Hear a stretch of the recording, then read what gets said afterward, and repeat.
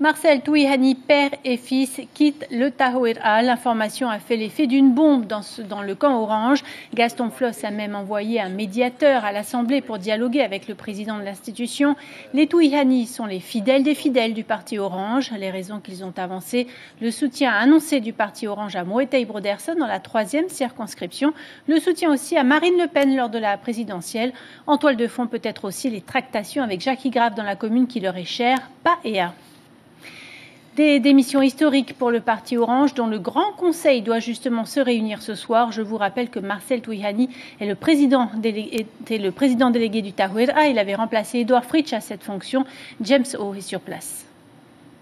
Oui, Cybèle, comme Gaston Floss l'avait annoncé sur notre antenne dimanche soir, le Tahoe-Ra se réunit ce soir en Grand Conseil. Derrière moi, derrière cette porte, il y a un peu plus de 300 présidents de fédérations, présidents de sections orange qui sillonnent toutes les communes de la Polynésie, de Tahiti notamment, et ce depuis 2 ans pour faire campagne pour ces élections législatives.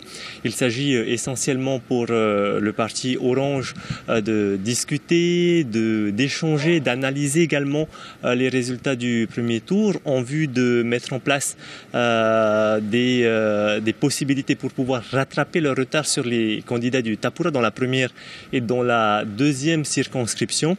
La réunion a débuté il y a maintenant un peu plus d'1 heure, elle est toujours en cours.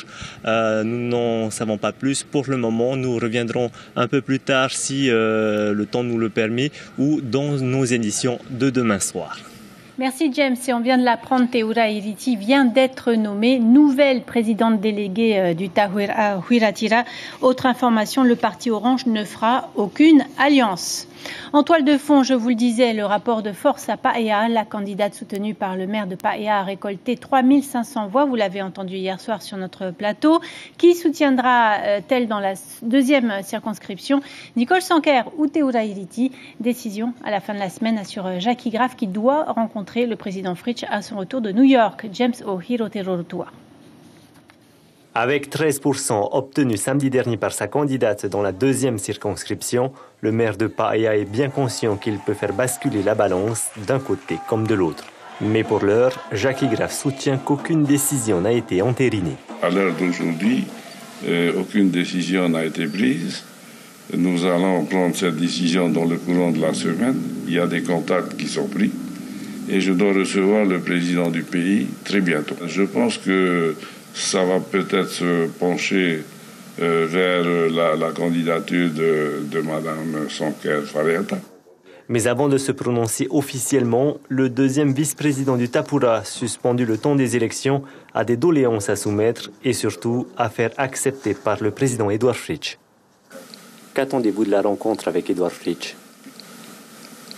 Plusieurs choses, notamment les dossiers de la commune de Paea, qui n'avance pas beaucoup suite aux intempéries qu'il y a eu dans la commune. Et je voudrais également parler de politique générale avec notre président.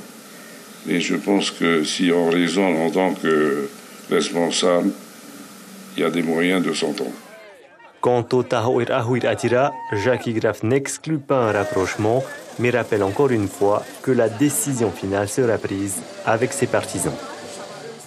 Tawhiti Nena, bonsoir, bienvenue. Vous avez récolté près de 7% des voix dans la première circonscription avec votre parti Tahoe-Turau.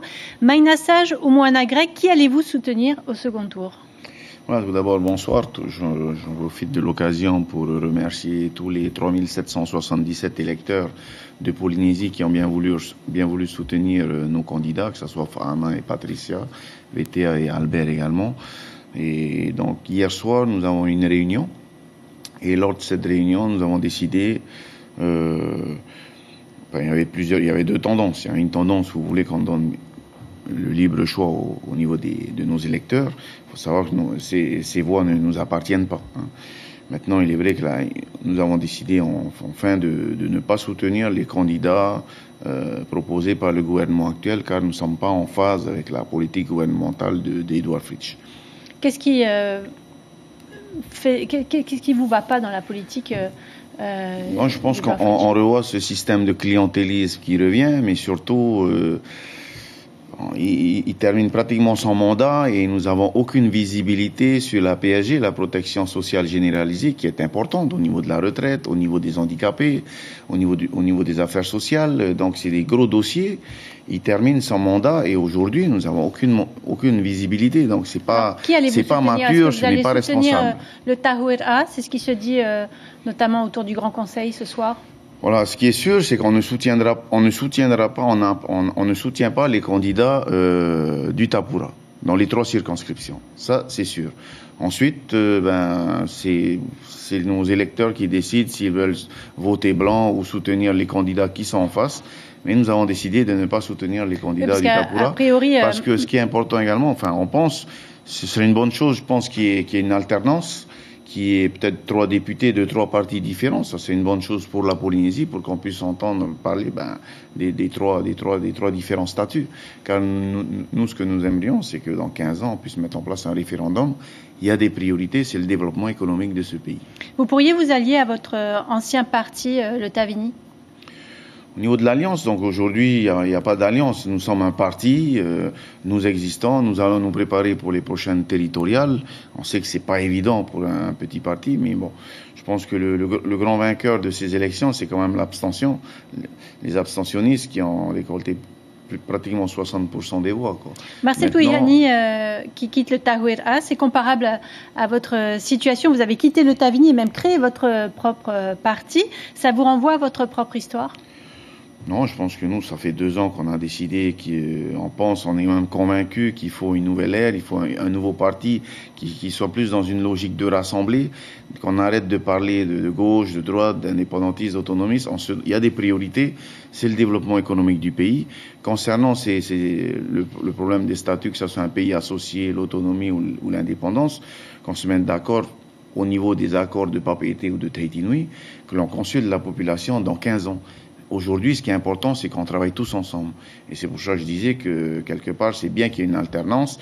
Ce serait une bonne chose qu'il y ait 3 députés des 3 partis différents, pourquoi pas. Maintenant, c'est pas nous qui décidons, ce sont les électeurs. Maintenant, au sein de Tahouira, il est vrai que nous ne soutiendrons pas les candidats du gouvernement. Merci beaucoup, Tauhiti Tinena, pour toutes ces précisions.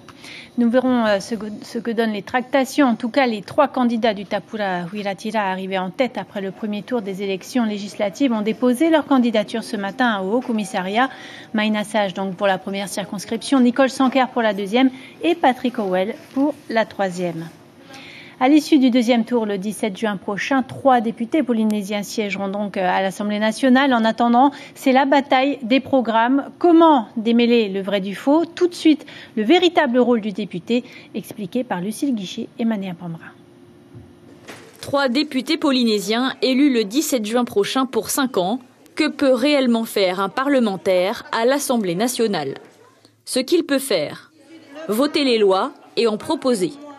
Déposer des amendements pour modifier un texte examiné, comme la suppression du risque négligeable de la loi Morin par exemple. Interroger le gouvernement central, comme cela a été fait sur le retour de l'État au financement du RSPF. Siéger en commission, comme la commission des lois qui avait validé la création du tribunal foncier en Polynésie. Signer une motion de censure pour sanctionner le gouvernement central. Créer des commissions d'information ou des commissions d'enquête. Faire des allers-retours dans sa circonscription pour tenir sa permanence et rencontrer ses administrés. Distribuer la réserve parlementaire à des associations et recruter un membre de sa famille reste encore possible tant que la loi de moralisation de la vie publique n'est pas passée. Ce qu'il ne peut pas faire, contrairement à certaines promesses faites durant la campagne. Créer des emplois, lutter contre la pauvreté, sortir de l'Europe, développer un secteur économique en particulier et plus généralement tout ce qui n'a pas de rapport avec le législatif. Il ne peut pas non plus être trop absent en commission permanente sous peine de pénalité financière. Il ne peut pas non plus cumuler les mandats. Et notez que la rédaction de Polynésie Première vous propose pour ce second tour 2 débats avec les 6 candidats. Un débat en tahitien le 7 juin, donc demain, et un débat en français le 14 juin avec nos journalistes. Ils présenteront leur programme et débattront de leur thème de campagne. Voilà pour les législatives.